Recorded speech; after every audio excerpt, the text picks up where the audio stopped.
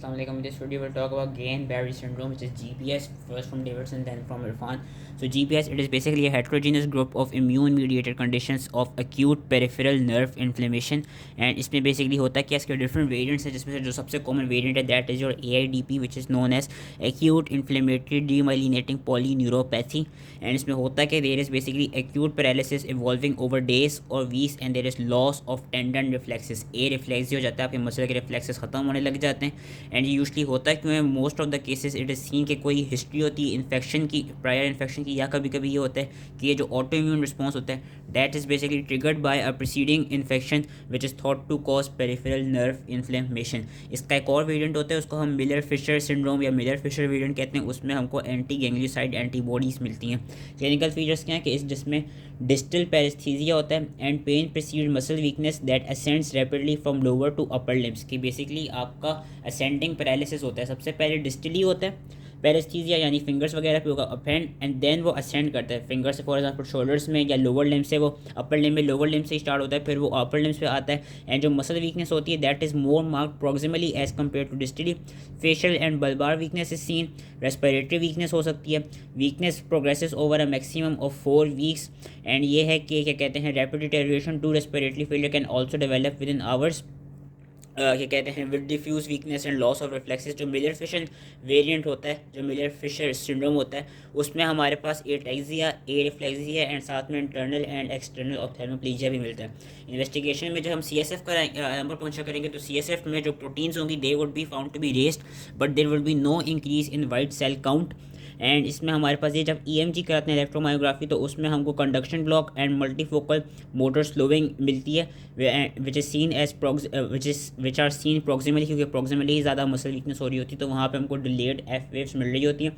जो major Fisher variant है उसमें हमारे पास एंटीबॉडीज आ जाती हैं गैंग्लियोसाइड GM1 के खिलाफ. And other causes of neuromuscular paralysis should also be considered by the history and by your examination.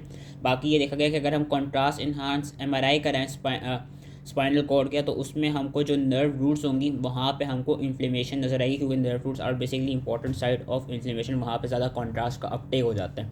Management किस तरह होती है, इसकी ट्रीटमेंट हो सकती है either by your IVIG intravenous immunoglobulins और बाय प्लाज्मा फेरेसिस. बोथ भी हम कर सकते हैं, दोनों को कंबाइन भी कर सकते हैं इन सिवियर केसेस, वरना या तो IVIG से या प्लाज्मा फेरेसिस से हम इसकी ट्रीटमेंट करते हैं. And 80% of the patient they recover completely within 3 to 6 months, where 4% die and the remainder suffer residual neurological disabilities.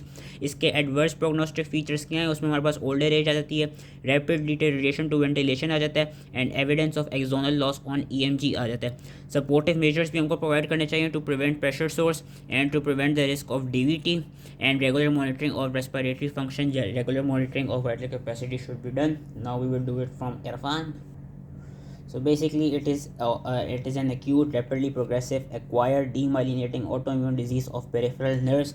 It is also seen to be associated with infections. अब मैंने कहा था कि prior history होती है infections की, तो किन किन चीज़ों से infection हो सकता है. कैम्पाइलोबैक्टर जेजुनाई का मोस्ट कॉमनली सीन है, उसके अलावा cytomegalovirus, Epstein Barr virus and mycoplasma pneumoniae. Clinical features are symmetric ascending paralysis, distal से जाता है प्रोक्सिमल पे, loss of deep tendon reflexes, facial and bulbar weakness, respiratory weakness which requires ventilatory support and autonomic dysfunction, साथ में orthostatic hypotension, arrhythmias and sweating भी मिलती है.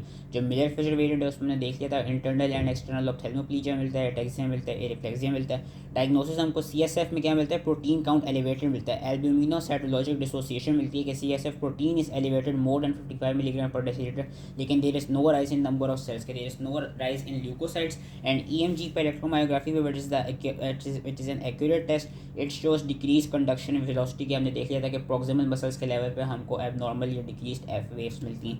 Management किस तरह है, regular monitoring of the respiratory function, ventilation is needed if vital capacity falls below 1 liter, plasmapheresis और intravenous immunoglobulin can be done with in the first 14 days. इन्होंने लिखा हुआ है कि देर इज़ नो बेनिफिट, लेकिन there is benefit only in severe cases कि we can combine IVIG and plasmapheresis.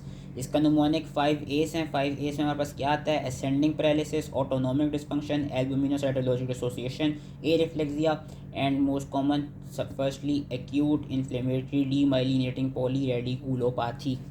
अब हमारे पास ये अलग से डेफिनेशन बताएंगे कि mononeuropathy is when there is involvement of one nerve and polyneuropathy is when there is involvement of multiple symmetric nerves and mononeuropathy multiplex is when there is involvement of more than two separate non continuous nerves. तो एक definition थी main GPS हमने पढ़ना था, तो I hope ये easily समझ में आ गया। तो आई थिंक